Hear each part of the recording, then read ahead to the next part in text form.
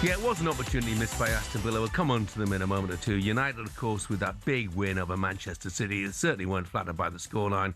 Could have been many, many more than 2-0. Another lacklustre Liverpool performance. Burnley leaving Anfield with a point. Spurs losing at home again. Arsenal stretching the lead to 7 at the top. Obviously, quite a lot of talk to me about Michael Carrick. And he couldn't have had a better start, and rightly so. What I thought was, when you looked at that game, and you looked at Bruno Fernandes in the heart of that Manchester United midfield and compared him to the City midfielders, it was men against boys. I thought that Fernandes was absolutely brilliant. Brilliant. As, you know something? Well, perhaps he's not been brilliant throughout the whole period, but he is without doubt a Manchester United player, I think, that can hold his head high throughout the whole, 18 months, 2 years, whatever you want, period that he's been there.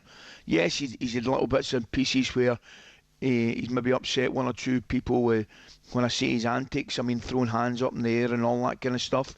But over the piece, Jeff, I don't think anybody can doubt his level of performance and his level of commitment to Manchester United. And I thought again at the weekend he was a different class, mate. I really did. Thought he was superb. Carl, the Manchester United season ticket holders, weighed in already. And he said, not surprised to hear all that Gabby isn't about this morning. Manchester United win, Villa lose. Manchester is red. Carl, I know it's been a great weekend for you, but let's not get too premature. It is one game, you know. Do it week after week after week, and that's a different matter. Manchester City, they have lost 5. When they won the title in 23-24, they lost 3 games all season. 7 points behind Arsenal, McCoist, not 1 in 4 Premier League games. Do you feel they are going backwards? Oh, there's a question. I feel they're going... do you know what I think, Jeff? I think they're having a run of results that clearly aren't as bad as that run they went on last year, which was nothing short of remarkable. But they just don't have the same fear factor, I don't think. I look at City, they don't... You know, that period when they went through the games, Jeff, and they just looked effectively unstoppable, and you just knew, you know, no matter what City team you were playing against, they were going to get chances, they were going to score goals, they were like a well-oiled machine. That has gone, that invincibility has gone. I think the fear factor has definitely gone. What have they drawn? 3 and lost 1 of their last 4? Certainly not title-winning credentials. I would be loath to write them off. This is a man that has gone for Arsenal to win the title, but I would still be loath to write them off just because out of all the teams in competition to Arsenal, they are the one that I think that could go on a run. Do I think they'll go on a run and come back and win the league? No, I don't. But they've definitely got problems. Yeah. I thought the level of performance was clearly the result's the most important thing, particularly in a derby game. You want to win the derby game.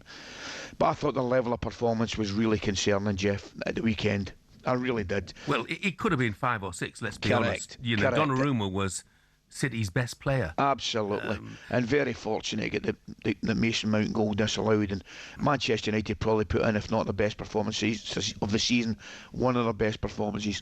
But from City's point of view, I think the manner of the defeat would certainly concern Pep. Yeah.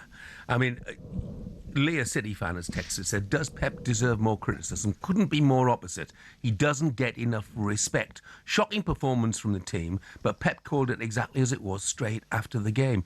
He also has to see the longer game in this. It's a full squad rebuild.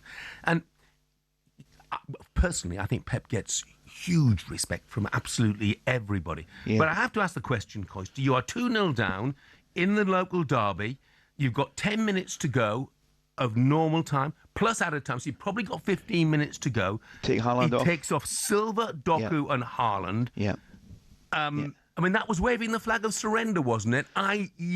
15 minutes to go. It's always possible that someone like Haaland can change the game in that time. I didn't get that, did you? No, I thought it was bizarre, mate. That's where I was with it. I saw it and I looked at it myself right on the 80-minute mark, 10 minutes to go. You pull one back, you've still got an opportunity. I certainly would not be taking arguably the greatest goal scorer in European or world football at this moment in time off the pitch. I wouldn't be doing that. Jeff, you don't know. There might have been a wee niggle. That's the one thing you got to say. But it's a really, really strange decision. I'm with you 100%.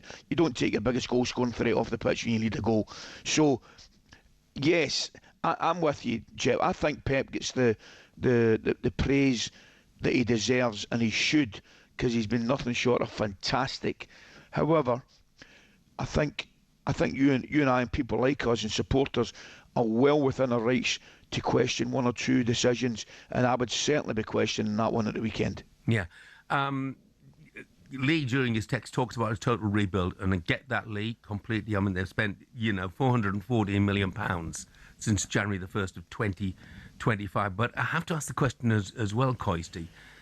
Look, they had injuries. We know they had injuries. Guardiola and Diaz and yes. So. But let's look at the recent signings. Cherki, Reinders, Ait-Nouri, James Trafford. None of them started against Manchester United. Does that tell you that Pep has no real faith in the rebuild at the moment?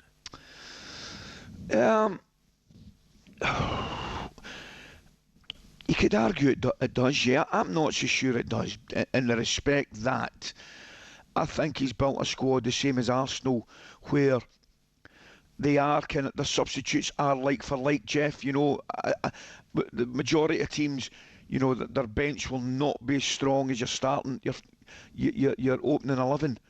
But I think with teams like Arsenal and City in particular, you can look at your bench and make a case of certainly not weakening it when you make substitutions. I mean, he played Bernardo Silva. He likes Bernardo Silva in his big games. I think Cherki is one of these match-winning guys that win you a game as well. I really do. I'm a wee bit surprised, stroke disappointed that he didn't start the game. Now, I think it's probably taken that step too far to say that he doesn't believe himself in his own rebuild at this moment in time. I wouldn't go as far to say that, but I do take your point. To a football fan looking at it, it would be surprising not to play your key signings. I get that. The one thing they do look, and I know they kept a clean sheet the other week there, I've always thought that recently there's been a vulnerability at the back, Jeff. They really, really have. And I'm watching it against United, and United are going through them far too easily. I mean, United played well, and it's, as I say, it's the best I've seen them in a while. But at the same time, it's still, for all the talent that Manchester City have, it's still too easy to play through them. And the key one, and the obvious one, Rodri's nowhere near back to the brilliant player that he once was. Yeah, completely agree. Reg says, did you even watch the game, Jeff? Haaland was awful. The man needs a rest. You know what, Reg? I did watch the game, and I've seen Haaland many times when he has been awful. And then goes and scores once or twice or three times. And Reg also points out Ait-Nouri had just come back from AFCON.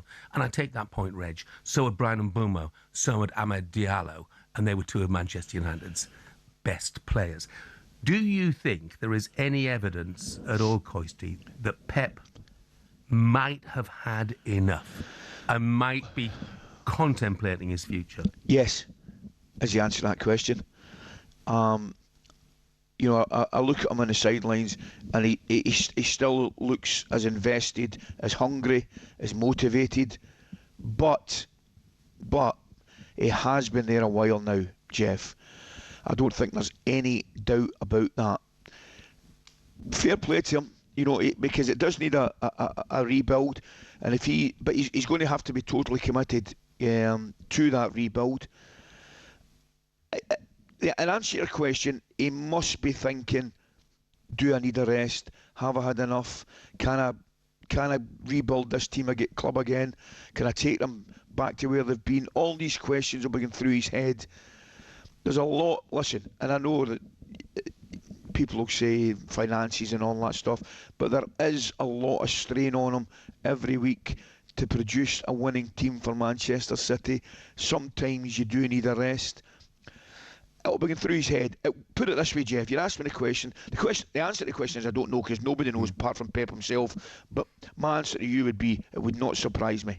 I mean, obviously, they brought in Semenyo, they're bringing in Gahey as well. So the rebuild goes on, and Correct. That would give, real hope to... Two great signings as well, it has to be said. I completely agree. Potentially, at least, two great signings. I wonder as well, whether the 115 charges, the never-ending saga of the 115 charges, the never-to-be-determined, it seems, saga of 115 charges is weighing heavily on Pep as well.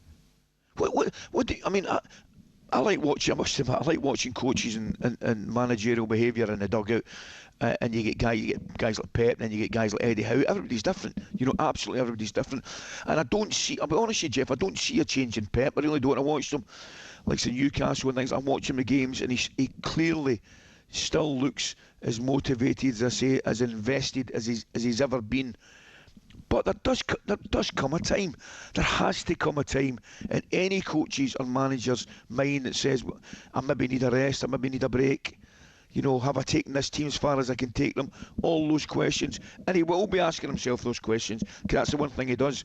He always wants to bring the best out of himself, and he always wants to test himself. So, as I said, I'll repeat it, it wouldn't surprise me, but only he knows. Yeah. Darren says, morning, gentlemen. I have the perfect solution. If Pep is thinking about leaving at the end of the season, I know Palace are going to be looking for a manager. Darren, thank you very much. Indeed, a few problems then for Pep at Manchester City. It is worth pointing out, as well, as Billy texted a moment or two ago, Harry Maguire and Luke Shaw, come and give them a shout out. Brilliant on Saturday. Could they not be an outside shout for the World Cup squad experience and quality? I think with England's issues in the centre of defence, that Harry Maguire would not be the worst shout at all. Not so sure about Luke Shaw, but they did play well, as did United, pretty much to a man at the weekend. Great performance. Yeah, it was. They were excellent.